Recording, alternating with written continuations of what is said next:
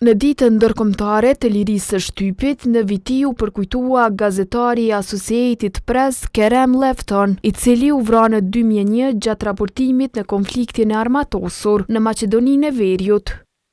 Në nderim të punës së tij, gazetar nga Kosova e Shqipëria, përfaqësues institucional e partijak, bën homazhe në obeliskun e ngritur për lirinë dhe rolin e medias.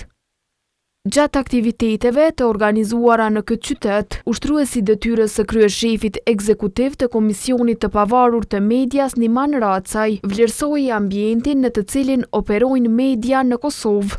Duhet ta potencojmë sepse si shoqëri kemi punuar mjaft që liria e shpresës dhe media të jetë në nivelin e duhur. Mendoj që nuk jemi keq si vend, ka nevojë për përmirësim si në çdo aspekt tjetër të shoqënisë, mirëpo në aspektin e medias mendoj që jemi mirë. Ndryshe nga ky vlerësim, Kosova shënoi rënje për 24 pozita në indeksin e lirisë së shtypit, që publikoi një ditë më parë organizata Reporterët pa kufi. Racaj shtroi nevojën për t'i adresuar sfidat e identifikuara.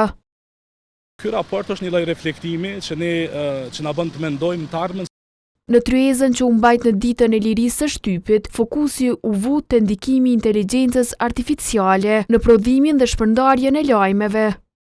Florentina Dushi, governatore e distriktit Rotarian Shqipëri-Kosovë, vlerësoi se publiku sfidohet nga përballja me sasi të madhe të informatave. Arritja shumë e shpejtë e lajmit edhe të shumë lajmeve të njëjtën kohë, gjë që e lejon inteligjenca artificiale, dhe kjo për kapacitetin tonë njerëzor, fillojmë ne të përjetojmë senzacione brenda disa sekondave.